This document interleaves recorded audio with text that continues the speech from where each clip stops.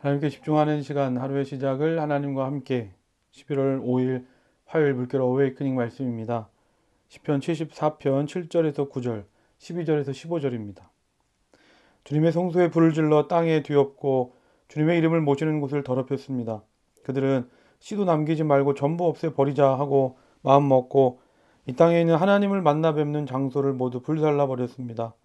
우리에겐 어떤 징표도 더 이상 보이지 않고 예언자도 더 이상 없으므로 우리 가운데서 아무도 이 일이 얼마나 오래 갈지를 아는 사람이 없습니다. 하나님은 옛적부터 나의 왕이시며 이 땅에서 구원을 이루시는 분이십니다.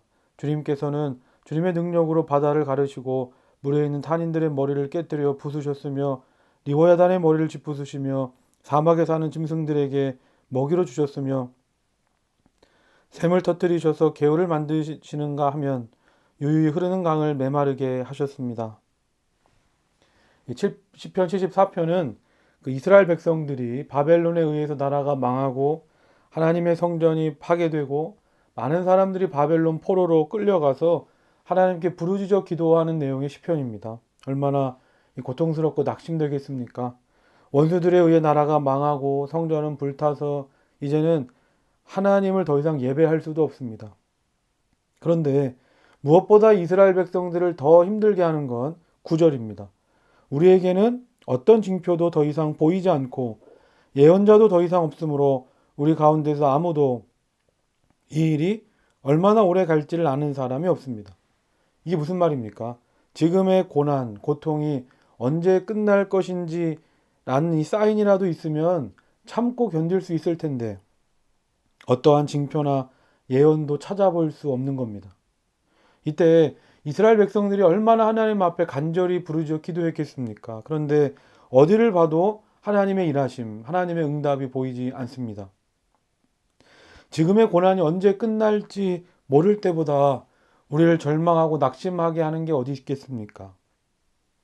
그렇다면 고난이 계속되며 하나님이 내 기도에 응답해 주지 않으시는 것처럼 느껴질 때 우리는 어떻게 해야 되겠습니까? 마가복음 7장을 보면 수로보니게 여인이 예수님께 나와서 자신의 딸을 고쳐달라고 간청합니다. 그런데 예수님께서는 그 여인에게 놀라운 말씀을 하십니다. 나는 내 동족을 위해 온 것이지 개와 같은 너희들을 위해 온 것이 아니다. 만약 여러분이 이런 말씀을 들었다면 어떻게 하시겠습니까?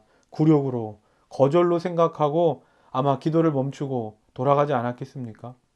그런데 우리가 주목해야 되는 건 이 수로보니게 여인은 끝까지 포기하지 않고 더 주님께 나아가 간절히 기도했다는 겁니다. 그랬더니 어떻게 됩니까? 딸이 고침을 받게 되는 겁니다. 기도는 무엇인가?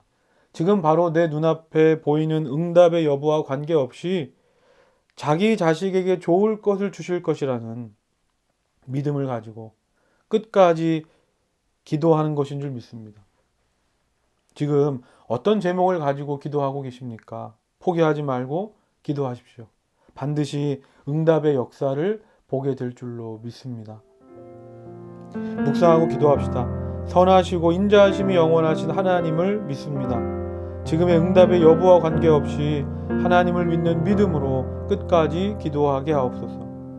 기도하는 11월이 되게 하옵소서.